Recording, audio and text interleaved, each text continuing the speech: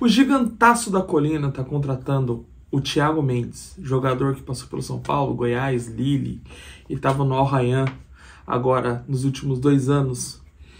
E esse será o meu veredito sobre a contratação desse jogador.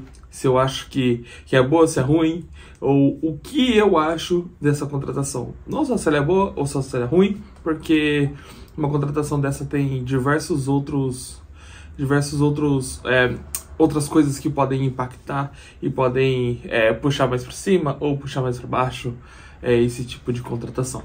Eu sou o Moisés, sim, aquele. Esse é o MSC Vasco. E se você curte o canal, deixa seu like, deixa seu comentário se você acha que o Thiago Mendes seria uma boa contratação ou se você acha que o Thiago Mendes não seria uma boa contratação para o Gigantesco. Começando vamos falar dos pontos fortes e depois dos pontos fracos, ou o que joga a favor e o que joga contra o nosso querido Thiago Mendes, que eu acho que vai ser contratado pelo Gigantesco, tá? O Thiago Mendes, ele é um meio-campo, um camisa 8 e camisa 5.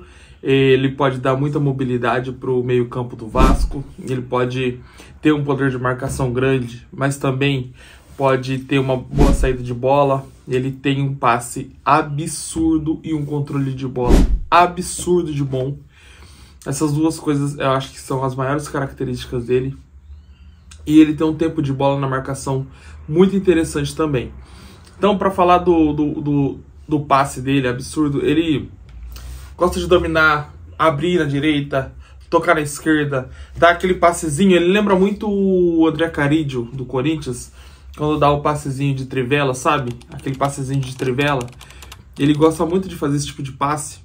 Isso eu acompanhei ele no Lyon fazendo esse tipo de passe. Eu não vejo ele fazendo muito no Al Rayyan. Os vídeos que eu consegui pegar dele e tal, do Al Rayyan, porque aí eu não acompanhei mais, eu não vi ele dando esse tipo de passe, mas no Lyon ele adorava. Então, e isso é uma coisa boa, porque o cara não precisa ficar virando o corpo para dar o passe de esquerda e às vezes eventualmente errar por ser a perna mais fraca do cara e tal.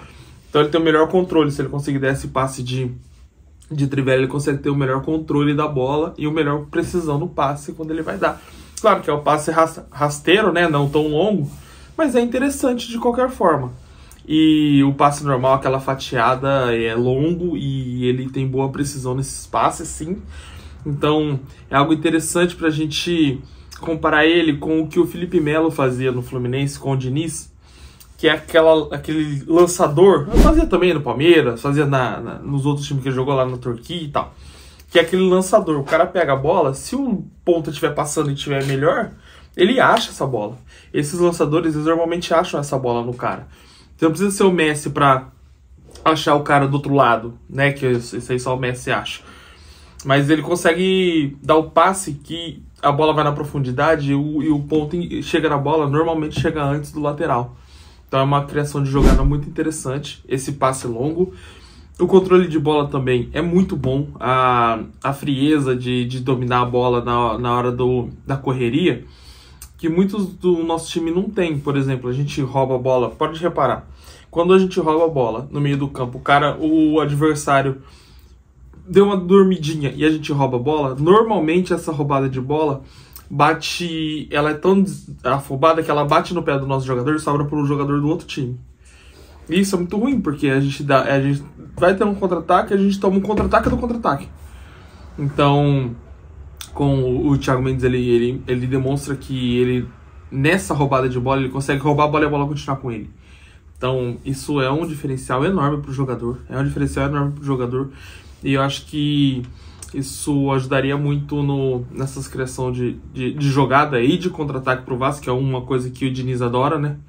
Então, mais um ponto forte para ele. Ele é um jogador que o Diniz gosta. O tipo de jogador que o Diniz gosta. Que ele vai dar mobilidade no meio de campo. Então, ele é um box-to-box, né? Ele vai de uma área a outra, tranquilão. Ele anda o campo todo.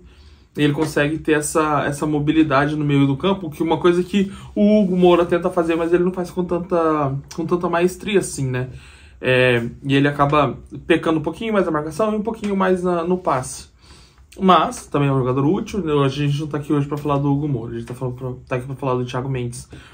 Que se esse box-to-box é muito interessante.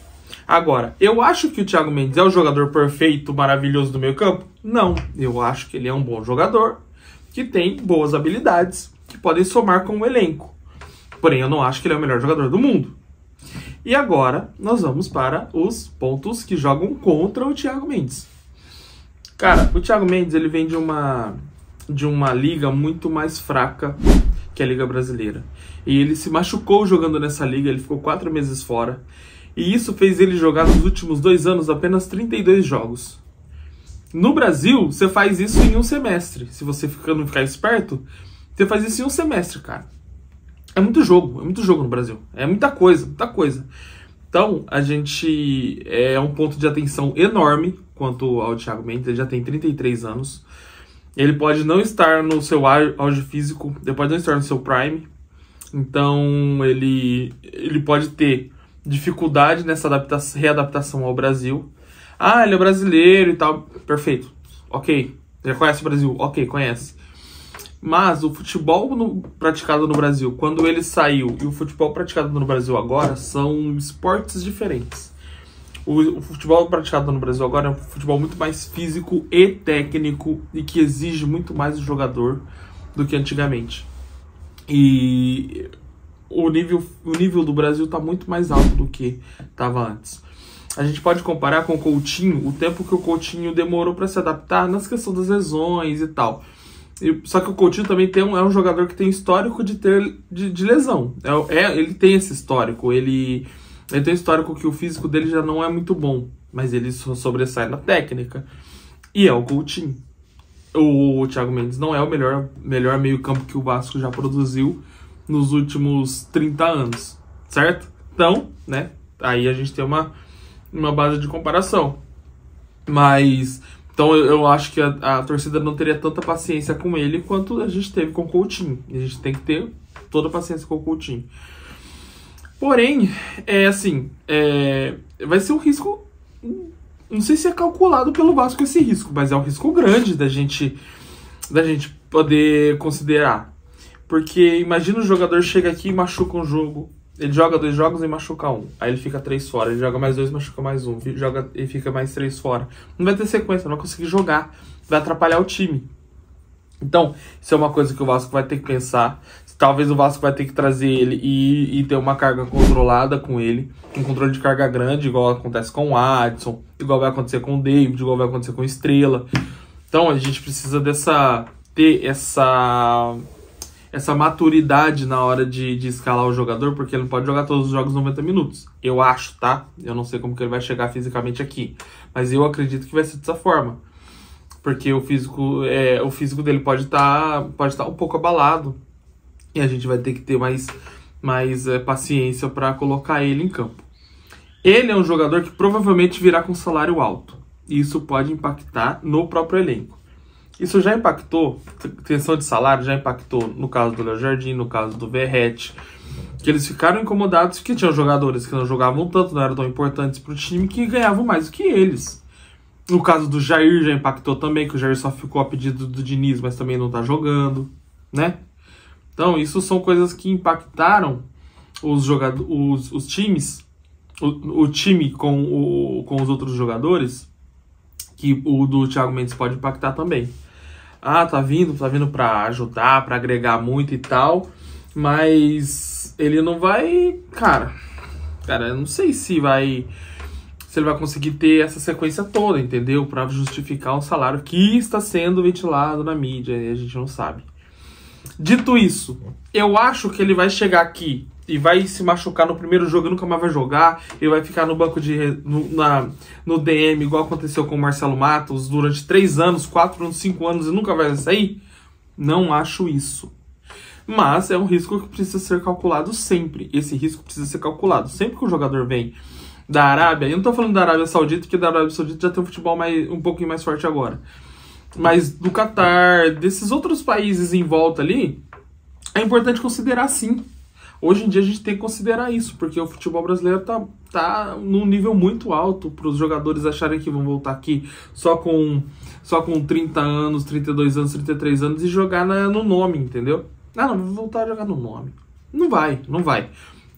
Estou falando que o Thiago Mendes vai voltar para jogar no nome? Não estou falando isso. Eu estou falando que a gente precisa ter atenção para esse tipo de coisa. Simplesmente isso. Ok? Estamos entendidos? Mas, assim, tomara que dê tudo certo. Tomara que o Thiago Mendes consiga desenvolver o futebol, que ele venha voando, que ele seja o camisa 5/8 do Vasco que a gente precisa para dar mobilidade no meio do campo. E aquele controle de bola, aquele tempo de bola na hora de roubar. Interessantíssimo que ele já demonstrou ter na carreira. Seria um jogador que ajudaria muito o meio campo do Vasco. Belezinha? Se você chegou até aqui, deixa seu comentário aí, cara. Fala pra mim o que você acha do Thiago Mendes. Se você acha que ele vai agregar, se você acha que ele vale a pena, se você acha que não vale a pena e que a gente tem jogador melhor no elenco. Beleza? Então, esse é o MSC Vasco. Eu sou o Moisés. Muito obrigado pela sua audiência e pelo seu tempo. Vê se você tá inscrito no canal. Deixa o like. Tamo junto. Valeu!